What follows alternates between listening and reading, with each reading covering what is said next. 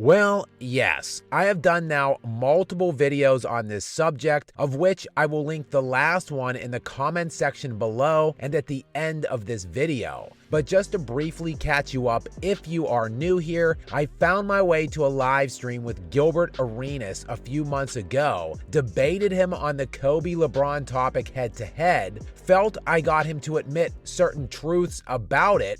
You said it. You said Kobe was a closer, but the last 5 minutes, the star takes over. In today's game, the Lukas, right, the Shays, that wasn't LeBron's skill. That's not LeBron's skill, right? That's why he wasn't successful at the end until he got someone who could do that. And yet he continues to do what I believe to be is denigrate Kobe Bryant on his platform, Gil's Arena. Shaq was the dominant force. So those 3 championships that he got, he wasn't the lead dog yet. We know who Robin is in this instance, right? So his 5 rings is still Robin rings. And again, as I have said previously, the thing that annoys me about this the most is that Gil is doing all of this under the guise of being a big Kobe fan. Even though I'm a Kobe fan, right? I said something that irritated, but that is a metrics. But he continues to take shots at Kobe. He was the sidekick until he got rid of Shaq and did 1-2 for himself. So technically, when you're looking at it, he was a sidekick for 3, 2 as a real main character. This leads me to question why. Is it with the greater goal of uplifting LeBron James, or is it merely to sow division and get clicks? Well, now recently Kwame Brown got into the mix. Yes, former #1 overall draft pick in the NBA, Kwame Brown, who, reminder, played with both Michael Jordan and Kobe Bryant and against LeBron James, in case you forgot. Well, he just did a live stream, which again, I will link in the description below here if you guys are interested, which is entitled Gilbert Arenas Gets Destroyed by Skap Attack, the LeBron James Kobe Bryant Debate. Damn, Gil, we gotta do a 21 gun salute to Jay. Oh no, that might disrespect the military. But no, Jay, salute to you, man. You kick boy Gil. I went on that video to thank him in the comments section, and Agent Zero Gilbert Arenas himself would show up again in that comment thread, asking me to, quote, argue his point, and we again went back and forth on this subject. He is refusing to relinquish his premise that Kobe was a sidekick and a #2 option. But more to my point is that commentary is utilized as a way of devaluing those 3 rings, which Gil and every other Kobe-hating LeBron fan uses to trash Bryant's overall legacy. Even upon my admission we can call Kobe a #2 for the 2000 title run, Gil stuck to his guns in the comments section, demanding that Kobe was a second option for the 2nd title run and the 3rd title run in 2001 and 2002. After things escalated to even higher levels throughout the day, Lamont over at FYF Sports, shout out to you, got in touch with me and indicated Gilbert wanted to continue the debate with me one-on-one later in the day. The live stream ended up being roughly 6 hours, of which Gil and I went head-to-head on the topic for roughly 2.5 of those hours. And I am planning to cut that 2.5 hours into shorter to digest segments, along with commentary and reaction from me during it. And those will be coming out during the next week, so stay tuned for that. In that debate, I try to discuss the overall issues I have with the way those 3 rings are viewed and Kobe's level of importance in acquiring them, and how that flawed perception leads to a larger depreciation of Kobe Bryant's total career. But in this video, I would first like to lay out some of the issues again that I have with the premise of Kobe being a second option or a Robin. Which, quick sidebar, even though I would be willing to accept Kobe was a #2 option for the first run in 2000, let's just take a quick look at that 2000 title, Kobe's worst championship run at the age of 21 in 1999-2000. For the playoffs that year, in the final 2 minutes of one-possession games, Kobe Bryant led the Lakers substantially in these clutch moments. In 6 games during that playoff run, the Lakers found themselves in these tight games and they produced a 6-0 record. In the final 2 minutes of these one-score games, Shaquille O'Neal scored 2 points going 0 of 2 from the field. No Laker player in that postseason had more than 4 points in those specific situations, aside from Kobe Bryant, who led the Lakers with 13 points in these situations, a number that led the entire NBA postseason that year, not just Kobe's Lakers team. But again, even with me conceding that playoff run, many, including Gilbert Arenas, still demand that Kobe was a Robin in 2001 and 2002.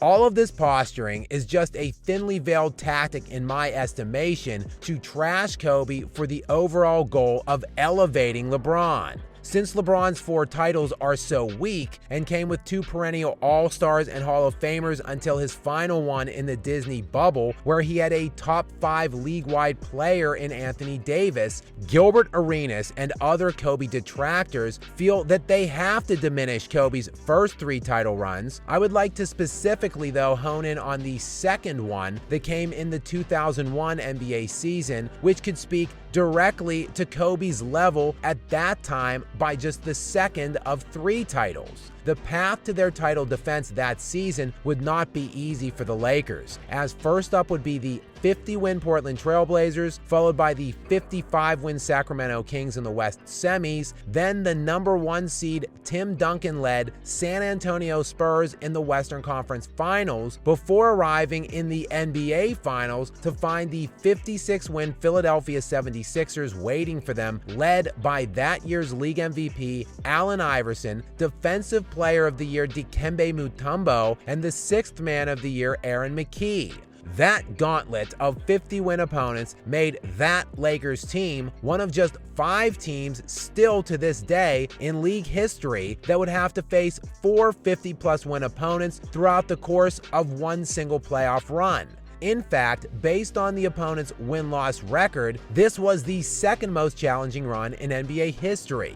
Not just that though, using the SRS model or simple rating system, this is rated as the second most difficult championship run ever, behind only the '95 Rockets. Despite the fact this was clearly one of the hardest paths ever, this Lakers team had arguably the most dominant run ever. They lost only 1 game in the entire postseason run. That one loss was in overtime to the 76ers, who, again, had the MVP, Defensive Player of the Year, and 6th Man of the Year that season.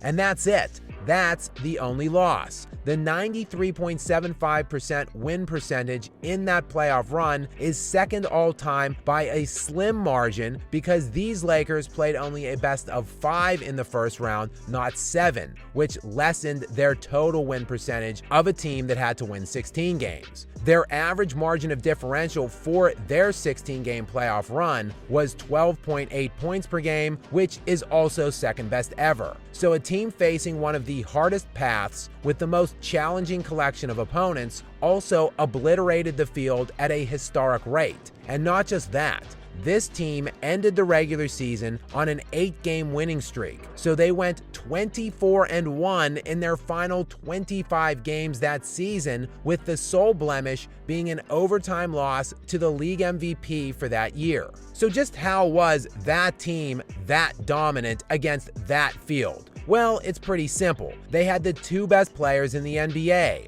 not a sidekick or a Robin. In the 2001 playoffs, Kobe Bryant led the playoffs in win shares and was 3rd in value over replacement, above Shaq at 4th, while Shaq led the postseason in player efficiency rating, with Kobe sitting at 4th in that metric. These were co-best players, A and 1A, Batman and Superman. And for the playoffs, a postseason where average scoring was only 93.6 points per game league-wide, Shaq and Kobe both dropped absurd stat lines. O'Neal with a line of 30 points, 15 rebounds, and 3 assists. Kobe with a line of 29 points, 7 rebounds, and 6 assists. That is 29.4 of the Lakers' 103.4 points per game in those playoffs, good for 28.4% of the team's output. And for some context here, since Gilbert and many others are so concerned with Kobe being a second option on 3 of his title runs, while LeBron was the first option for all 4 of his,